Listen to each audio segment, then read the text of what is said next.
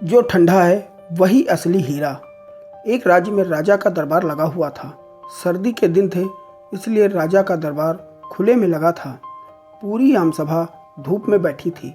महाराज ने सिंहासन के सामने ही कीमती एक मेज रखी थी। महामंत्री, दीवान आज सभी दरबार में बैठे थे। राजा के परिवार के सदस्य भी बैठे थे। उसी समय एक व्यक्ति आया और प्रवेश मांगा। प्रवेश मिल गया तो उसने कहा, मेरे पास 2 वस्तुएं हैं। मैं हर राज्य के राजा के पास जाता हूँ और अपनी बात रखता हूँ। कोई परख नहीं पाता, सब हार जाते और मैं विजेता बनकर घूम रहा हूँ। अब आपके नगर में आया हूँ।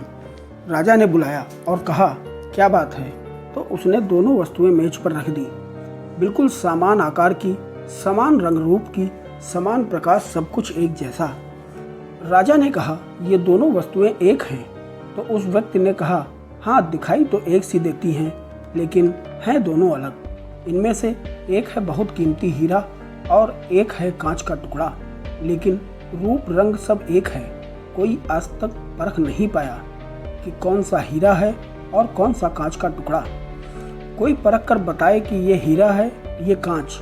अगर परख खरी निकली तो मैं हार मान लूँगा और यह कीमती हीरा मैं आपके राज्य के खजाने में जमा करवा दूँगा।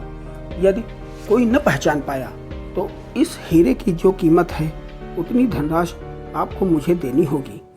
इसी प्रकार मैं कई राज्यों से जीतता आया हूँ। राजा ने कहा, मैं तो नहीं परख सकूँगा। दीवान बोले, हम भी हिम्मत नहीं कर सकते, क्योंकि दोनों बिल्कुल समान हैं। सब हार मान रहे थे, कोई हिम्मत नहीं जुटा पाया। हारने पर पैसे देने पड़ेंगे, इसका कोई सवाल नहीं, क्योंकि राजा के पास बहुत धन है, लेकिन राजा की प्रतिष्ठा गिर जाएगी, इसका सबको भय था। कोई व्यक्ति पहचान नहीं पाया। आखिरकार पीछे थोड़ी हलचल हुई। एक अंधा आदमी हाथ में हाथी लेकर उठा और कहा, मुझे महाराज के पास ले चलो। मैंने सब बातें सुनी हैं और यह भी सुना है कोई परख नहीं पा रहा है। एक अवसर मुझे भी दो। एक आदमी के सहारे वह राजा के पास पहुंचा।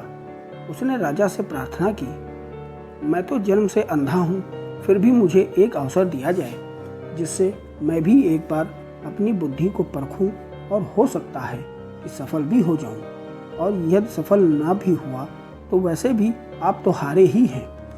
राजा को लगा कि इसे अवसर देने में क्या हर्ज है। राजा ने कहा, ठीक है। तो उस अंधे आदमी को दोनों चीज़ें छुआ दी गईं और पूछा गया, इसमें कौन सा हीरा है और कौन सा कांच, यही परखना है। उस अंधे आदमी ने दोनों टुकड़ों को हाथ में लिया और थोड़ी ही देर में उसने असली हीरे की पहचान कर बता दिया। जो आदमी इतने राज्यों को जीत कर आया था वह नतमस्तक हो गया और बोला, सही है, आपने पहचान लिया, धन्य हो आप। अपने वचन के मुताबिक यह हीरा मैं आपके राज्य के खजाने में दे रहा हूँ। सब बहुत खुश हो गए और जो आदमी आया था वह भी बहुत प्रसन्न हुआ कि कम से कम कोई तो मिला परखने वाला। वह राजा और अन्य सभी लोगों ने उस अंधे व्यक्ति से एक जिज्ञासा जताई कि तुमने यह कैसे पहचाना कि यह हीरा है और वह कांच? उस अंधे ने कहा कि सीधी सी बात है मालिक, धूप में हम सब बैठे थे, मैंने दोनों को छुआ। जो ठंडा रहा वह हीरा, जो गर्म हो गया वह कांच। दोस्तों, बहुत बहुत धन्यवाद। प्लीज़ हमारे चैनल को लाइक करें और सब्सक्राइब करें। धन्यवाद।